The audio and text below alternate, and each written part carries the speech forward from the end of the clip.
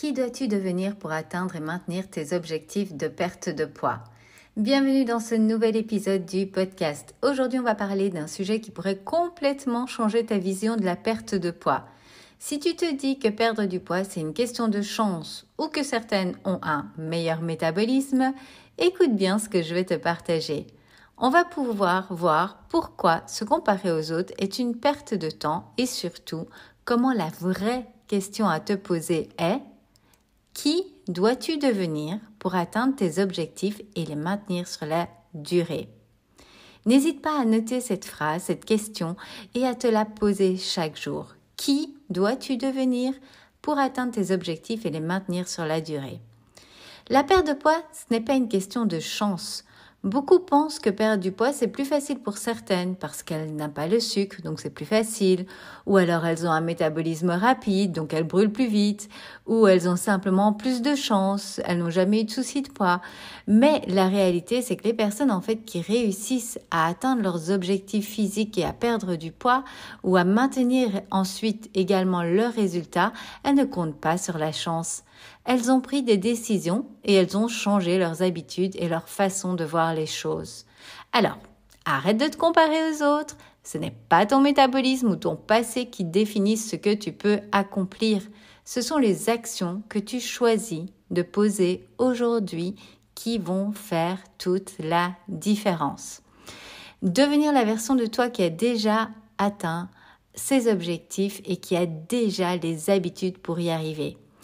Imagine-toi dans quelques mois, tu as atteint ton objectif, tu te sens bien dans ton corps, tu es bien dans ta tête, tu es pleine d'énergie et surtout, tu ne te bats plus constamment avec ton alimentation. Maintenant, pose-toi cette question. Qu'est-ce que cette version de toi fait différemment de celle que tu es aujourd'hui? Qu'est-ce que cette version de toi fait différemment de celle que tu es aujourd'hui? Quelles habitudes a-t-elle? Comment pense-t-elle? Je vais te donner quelques exemples. Peut-être qu'elle planifie ses repas pour éviter les choix impulsifs. Peut-être qu'elle arrive à gérer ses émotions autrement qu'en grignotant. Peut-être qu'elle prend soin d'elle avec bienveillance, même quand les journées sont difficiles. Cette version de toi, sache qu'elle n'est pas si loin. Mais pour l'atteindre, tu dois choisir intentionnellement chaque jour d'agir comme elle. Choisis intentionnellement chaque jour, c'est tellement important. C'est là qu'est le cœur du sujet. Chaque jour, tu as le choix d'avancer vers cette meilleure version de toi. Ce n'est pas une transformation qui se fait d'un coup, ce sont de petites actions répétées qui, mises bout à bout, créent de grandes réussites. Je le répète très souvent, le but n'est pas la perfection mais bien la progression. Voir ce que l'on peut faire de mieux chaque jour jusqu'à atteindre ses objectifs en ayant bâti de nouvelles habitudes. Par exemple, si aujourd'hui tu choisis de préparer une assiette équilibrée au lieu de céder à un repas rapide, eh bien, cela montre que tu avances.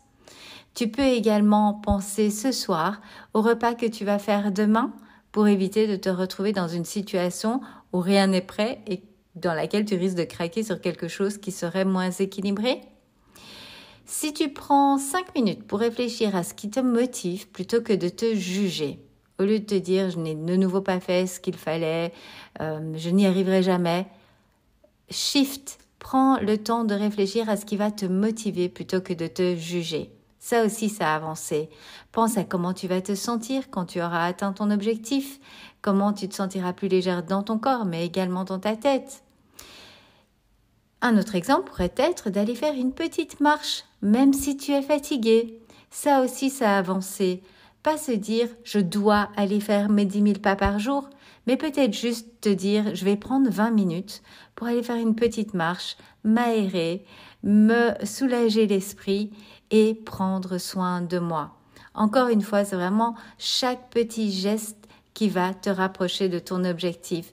Ça évite aussi de partir dans le foutu pour foutu ou si ce n'est pas parfait, eh bien tant pis, j'abandonne, je reprendrai plus tard. C'est une attitude en mode régime cela qu'il faut vraiment arrêter si tu veux atteindre tes objectifs. Ce ne sont pas les grands sauts qui vont faire la différence ici, mais vraiment la régularité et l'intention derrière chaque choix que tu fais chaque jour. En conclusion, je t'invite à devenir cette personne dès aujourd'hui. Alors, voici ma question pour toi aujourd'hui. Qu'est-ce que la version de toi qui a atteint ses objectifs ferait à ta place?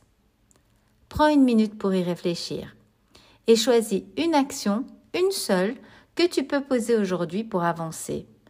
Peu importe à quel point elle te paraît petite. Il n'y a pas de petite victoire, il y a juste des progressions, des petits pas. Et c'est en répétant ces petits gestes, ces petits pas, jour après jour, que tu vas devenir cette version de toi. La perte de poids, ce n'est pas une question de chance, c'est vraiment une question d'identité.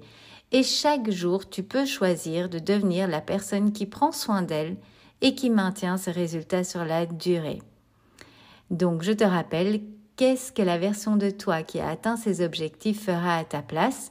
Et choisis une action, une seule, même si elle est toute petite, que tu peux poser dès aujourd'hui pour avancer.